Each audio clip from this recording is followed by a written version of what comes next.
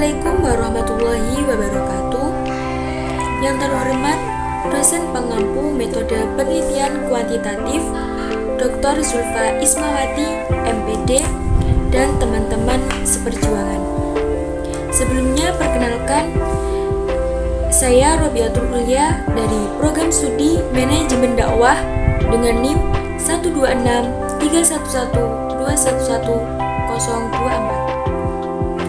Video ini dibuat untuk memenuhi ujian tengah semester.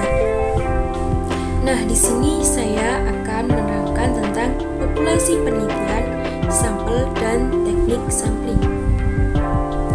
Yang pertama yaitu populasi penelitian.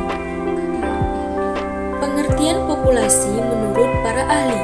Yang pertama yaitu menurut Profesor Burhan Bungit. Populasi adalah jumlah keseluruhan dari satuan-satuan atau individu-individu yang karakteristiknya hendak diteliti. Yang kedua yaitu menurut Profesor Sugiono. Populasi adalah wilayah generasi yang terdiri atas objek atau subjek yang mempunyai kualitas dan karakteristiknya tertentu yang ditetapkan oleh penelitian untuk dipelajari dan kemudian ditarik kesimpulannya. Yang ketiga yaitu menurut Profesor Dr. Suharsini Arikunto. Populasi adalah keseluruhan subjek penelitian. Yang keempat, menurut Dr. Denny Darmawan, populasi sendiri adalah sumber data dalam penelitian tertentu yang memiliki sumber data dalam penelitian tertentu yang memiliki jumlah banyak dan luas. Sedangkan menurut Ismianto, populasi adalah keseluruhan subjek atau totalitas subjek penelitian yang berupa orang, benda, suatu hal yang di dalamnya dapat diperoleh atau dapat memberikan informasi data penelitian. Selanjutnya yaitu penentuan sumber data populasi. Dibedakan menjadi dua, yaitu yang pertama populasi terbatas, yang kedua populasi tak terhingga. Yang pertama yaitu tentang populasi terbatas, yaitu populasi yang memiliki sumber data yang jelas batas-batasannya secara kuantitatif. Yang kedua yaitu populasi tak terhingga, populasi yang memiliki sumber data yang tidak dapat ditentukan batas-batasannya secara kuantitatif. Yang selanjutnya yaitu kompleksitas objek populasi. Yang pertama yaitu populasi homogen, yakni keseluruhan individu yang menjadi populasi memiliki sifat relatif satu sama lainnya. Yang kedua yaitu populasi heterogen, yakni keseluruhan individu anggota populasi relatif yang memiliki individual sifat tersebut membedakan dengan yang lainnya. Yang selanjutnya yaitu pengertian sampel. Menurut para ahli, yang pertama menurut Profesor Burhan Bungit, sampel adalah untuk mewakili seluruh populasi. Sedangkan menurut Profesor Dr. Suharsini Arikunto, sampel adalah sebagian atau wakil populasi yang diteliti. Sedangkan menurut Profesor Sugiono, sampel adalah bagian dari jumlah dan karakteristik yang memiliki populasi tersebut. Menurut Nanang Martono, sampel sendiri merupakan bagian dari populasi yang memiliki ciri atau keadaan tertentu yang akan diteliti. Yang terakhir yaitu menurut Sujana dan Ibrahim menyatakan bahwa sampel adalah sebagian dari populasi terjangkau yang memiliki sifat yang sama dengan populasinya. Selanjutnya yaitu menentukan sampel dalam suatu penelitian. Yang pertama yaitu dengan derajat keseragaman atau degree of homogeneity populasi. Yang kedua yaitu derajat kemampuan peneliti mengenal sifat-sifat khusus populasi. Yang ketiga yaitu presisi atau kesaksamaan yang dikehendaki peneliti. Yang keempat yaitu penggunaan teknik sampling yang tepat. Selanjutnya yaitu ukuran sampel. Nah, ukuran sampel sendiri itu mempunyai perencanaan sampel dengan bobot yang representatif. Kadang itu kurang memuaskan peneliti. Kenapa? Karena kadang upaya mendeskripsikan populasi itu kurang berhasil. Disebabkan karena adanya populasi sendiri itu memiliki ciri tak terhingga. Maka dari itu harus dilakukan perhitungan secara pasti jumlah besarannya sampel untuk populasi tertentu. Hal ini adalah jalan pintas menghindari kesulitan karena populasi memiliki karakter yang sulit digambarkan. Rumus perhitungan besaran sampel.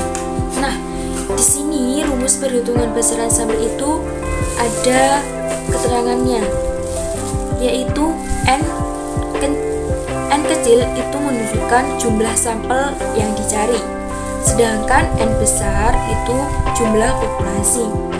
D kecil itu nilai presisi atau untuk menentukan dalam sebuah contoh ini besaran, misal ada 90 atau A, itu biasanya di dalam matematika itu alfabet, tapi di dalam metode penelitian kuantitatif yaitu taraf signifikan atau taraf nyata. Selanjutnya yaitu teknik sampling. Apakah teknik sampling itu? Nah, di sini menurut Burhan Bungin, teknik sampling adalah pembicaraan bagaimana menata berbagai teknik dalam penarikan atau pengambilan sampel penelitian. Bagaimana kita merancang tata cara pengambilan sampel agar menjadi sampel yang representatif.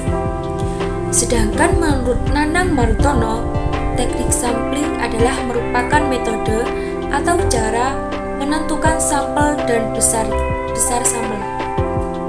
Menurut Profesor Sugiono, teknik sampling sendiri merupakan teknik pengambilan sampel. Nah, di sini ada skematis teknik sampling. Nah, skematis teknik sampling sendiri dikelompokkan menjadi dua macam, yaitu probability sampling dan non-probability sampling. Yang pertama yaitu probability sampling, dibagi menjadi 4. Yang pertama yaitu simple random sampling, yang kedua probabilistic stratified random sampling, yang ketiga disproportionate stratified random sampling, yang keempat area sampling atau sampling menurut daerah. Yang kedua non-probability sampling, dibagi menjadi 6. Yang pertama yaitu sampling sistematis, yang kedua sampling kuota, yang ketiga sampling insidental, yang ketiga purposive sampling, dan yang kelima sampling jenuh. Yang terakhir yaitu snowball sampling. Nah, sekarang simple random sampling sendiri memiliki arti, yaitu dimana dikatakan simple sederhana. Kenapa? Karena pengambilan anggota sampel sendiri itu dari populasi yang dilakukan secara acak tanpa memperhatikan strata yang ada di dalam populasi itu sendiri.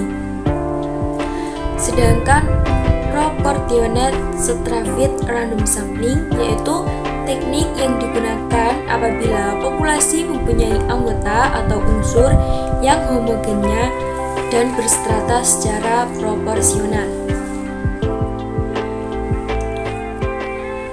Yang selanjutnya yaitu disproportionate stratified atau random sampling, yakni teknik ini digunakan untuk menentukan jumlah sampel bila populasinya berstrata tetapi kurang proporsional.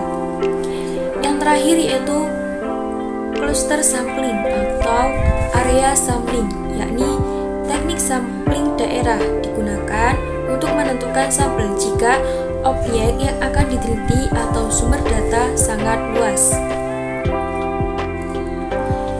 Nah, selanjutnya yaitu non-probability sampling. Pengertian yang pertama yaitu pengertian sampling sistematis, yaitu teknik pengambilan sampel berdasarkan urutan dari anggota populasi yang telah diberi nomor urut. Yang kedua yaitu sampling kuota, yaitu teknik untuk menentukan sampel dari populasi yang mempunyai ciri-ciri tertentu sampai jumlah kuotanya yang diinginkan. Yang ketiga yaitu sampling insidental, yaitu teknik yang paling diragukan akan menghasilkan sampel yang representatif. Kenapa hal ini? Disebabkan oleh sifat kebetulan atau dalam menentukan sampel. Yang keempat yaitu sampling purposive.